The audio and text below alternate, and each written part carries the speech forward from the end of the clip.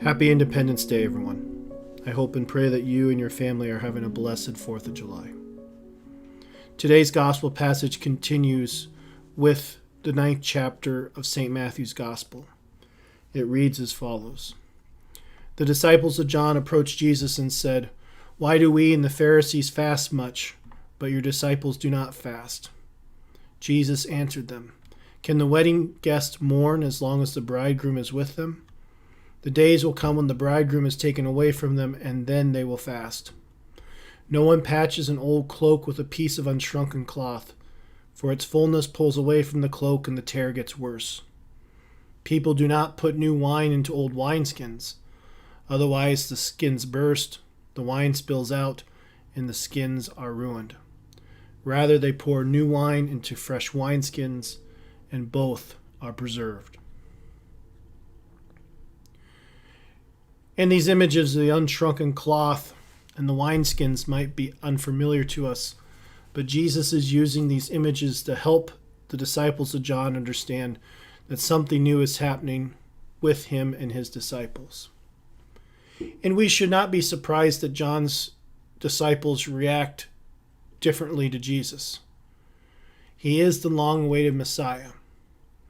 And furthermore, since Jesus' own disciples do not fully understand him being the Messiah, we should not have any strong expectations for John's disciples.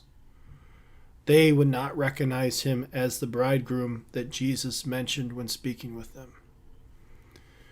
But this passage does make clear that John's disciples will have to change their view of the situation if they were going to understand the significance of Christ.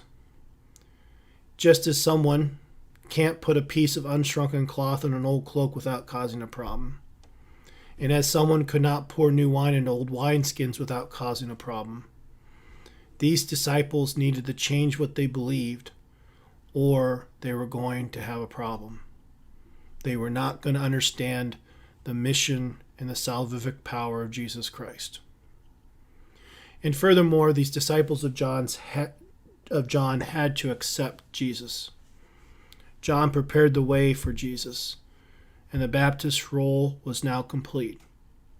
The bridegroom had arrived.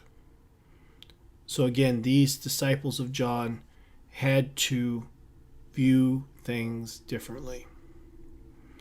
So on this Independence Day, where we are doing things much differently than we've done in the past, maybe we could take some time and some prayer to look at our lives and ask ourselves some questions like the following. Are we stuck in old ways? Are we using our God-given freedom well? Are we like John's disciples who are being too judgmental towards others? Are we letting old habits hold us back? Jesus is always inviting us, as he did everyone throughout the Gospels, to live in the freedom that comes from following him. So again, spending some time in prayer and seeing where we need to grow in freedom could be a wonderful way of spending this holiday so that we can truly open ourselves up to following Christ more ardently and more fully in the future. Because if we want to be healed or repaired by Christ, if we want to be made new by his grace, we, like John's disciples, probably have to change.